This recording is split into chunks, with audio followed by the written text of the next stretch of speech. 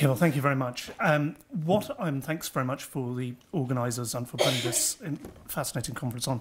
What I'm going to do in this paper is essentially draw from the work I've been doing for some time now, which is on the Universal Periodic Review process of the Human Rights Council and its relationship to international law, to explain why I believe that this can have an impact on the creation of customary international law.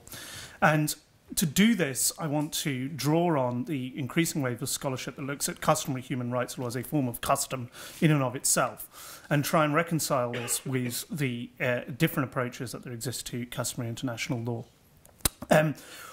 What I'm going to do, first of all, though, is appreciate that my audience might not be entirely aware of what Universal Periodic Review is. So I'm going to briefly take you through, in a minute or two, what the process is before I start going into the sort of more theoretical side of where this is going. The Universal Periodic Review process is a process that was set up by the UN Human Rights Council, and it began action in 2008.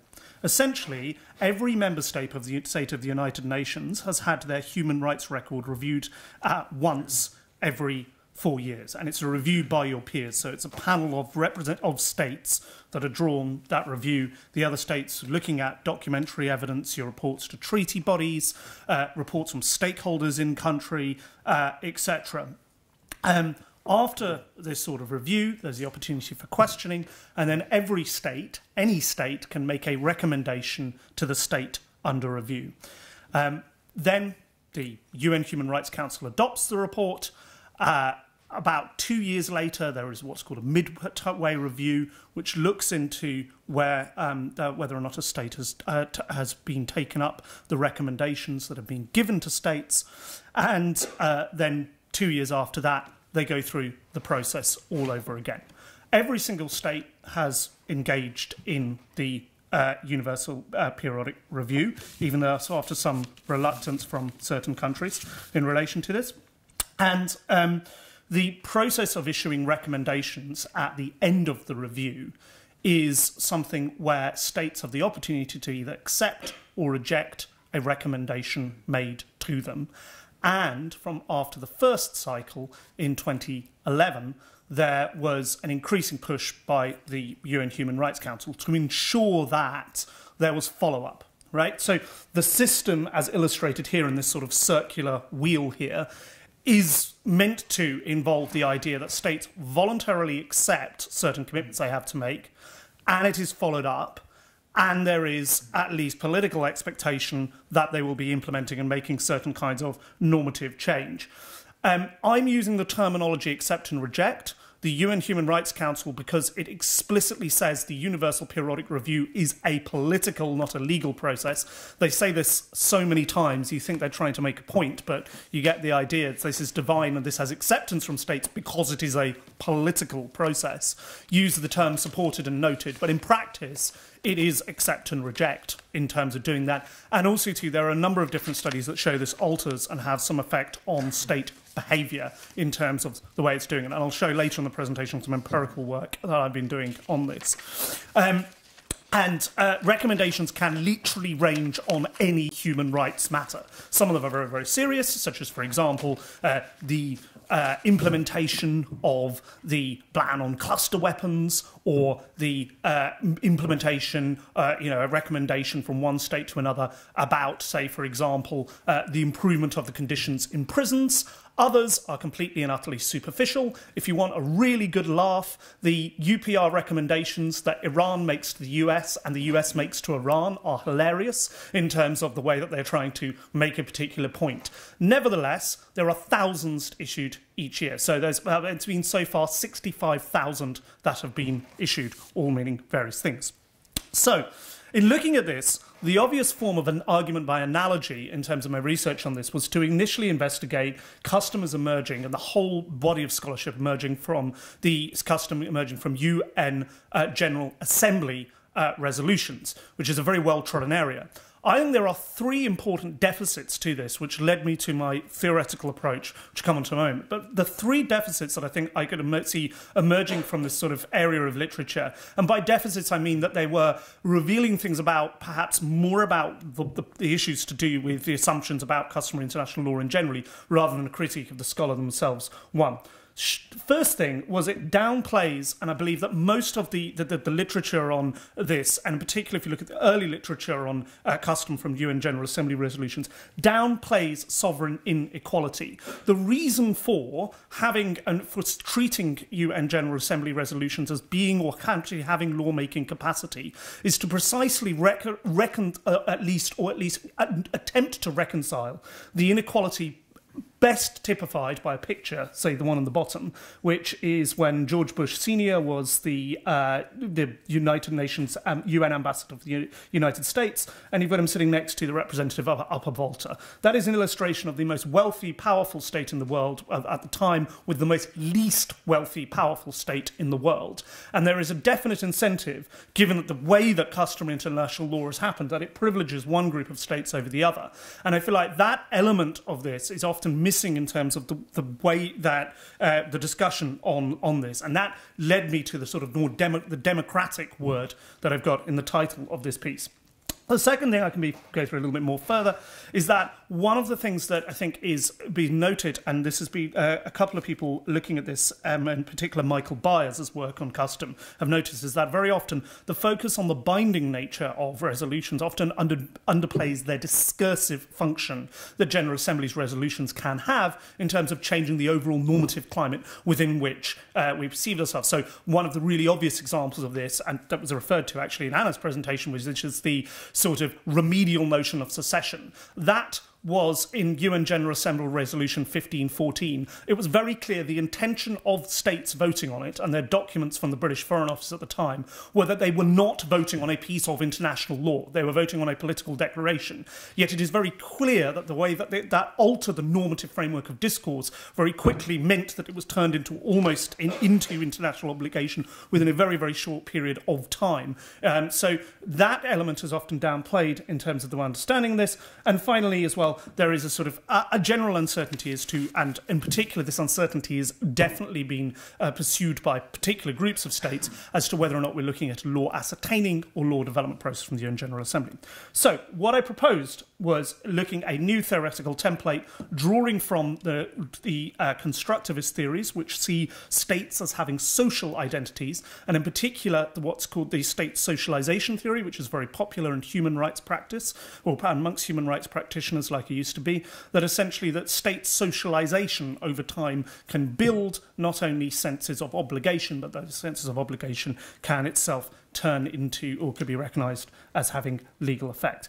There are three core assumptions that I make, and I want to stress these just because I was a peer reviewer raised the point that I was probably rushing into this theory far too quickly and needed to outline my theoretical template. So when you do peer review, make sure you give helpful recommendations like this. Assumption number one. Firstly, my theory depends on that state behaviour is moderated through the power of interaction with one another. And that power of interaction needs to take place in formal institutions, and that over time, that develops a sense of obligation amongst states, or a sense of, as Brunei and Tup call it, fidelity. Number two is taking from Jean Diasmont's work, which is that the two element destination is the way of looking at custom at the moment is perhaps a little too rigid, and perhaps we can depart from this by looking at this through a different lens that more readily captures the way that we might start talking about custom. And item number three is that we need to, as Brian Leopard's work goes, when we're looking at the identification of custom, in particular identification of custom in relation to human rights law, need to insert a bit of ethical reasoning into this. So look not just at what states would consider now to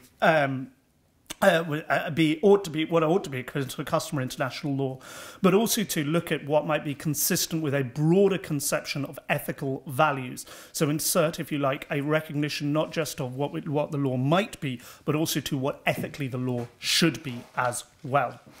I draw from this and from my work on the UPR, a three-part test for, if you like, this notion of democratic constructivism. It relates to my argument that the UPR recommendations, you can see through UPR recommendations the emergence of custom, but I would say that it could have normative applications outside of the specific process. These are the three stages that I think needs to happen.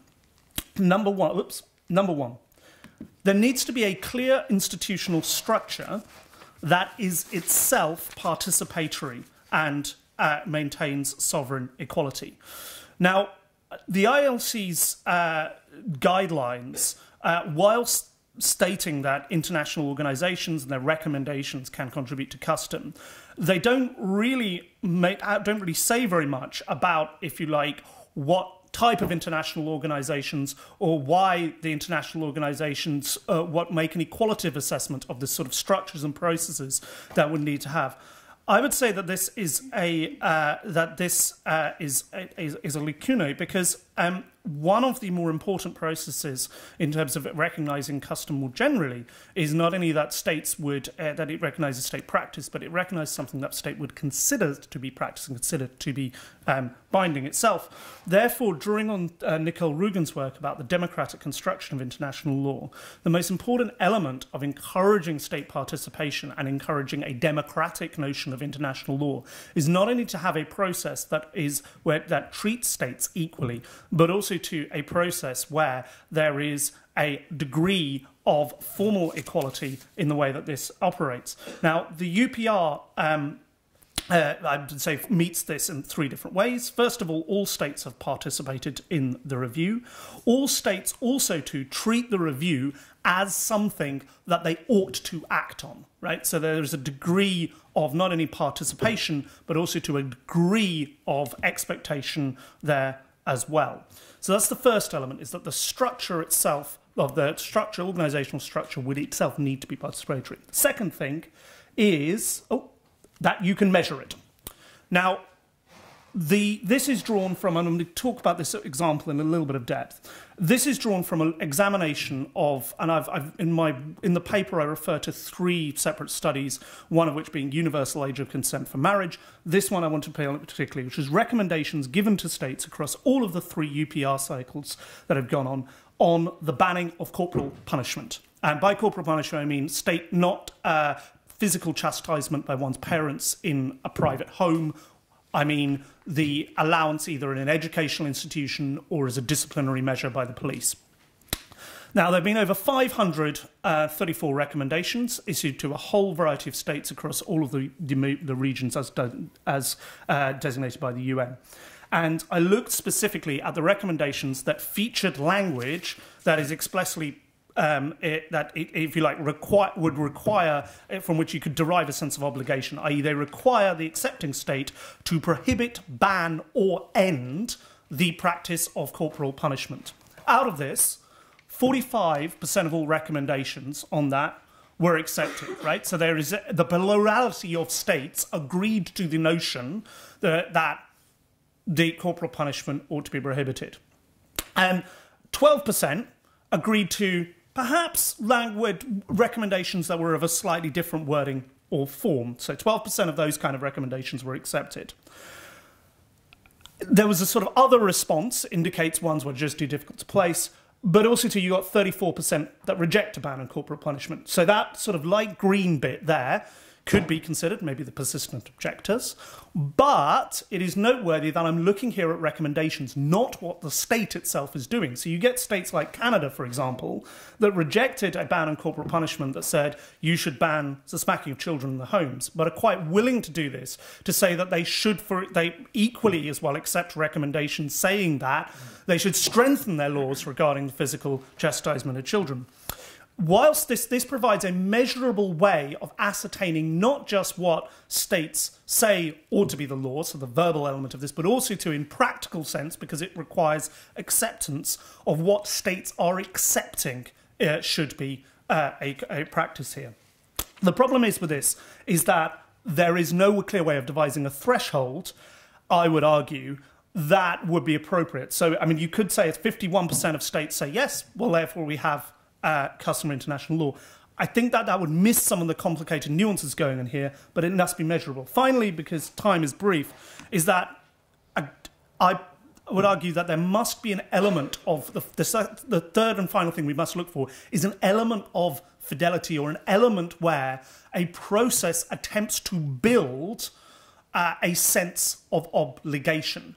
I take the constructivist view that obligation does not just simply emerge, it is not simply present, it is something that emerges through a practice of interaction. And this is why, again, I've stuck another diagram here from the Asia-Pacific Forum of Human Rights to show what exactly I mean by fidelity, this the term from Brunei and Top, where you literally have at different stages the constant expectation built up that a certain practice ought to be obeyed to. By way of conclusion, I would argue that democratic constructivism allows us to assess how states actually act and measure how they act in terms of developing a sense of obligation.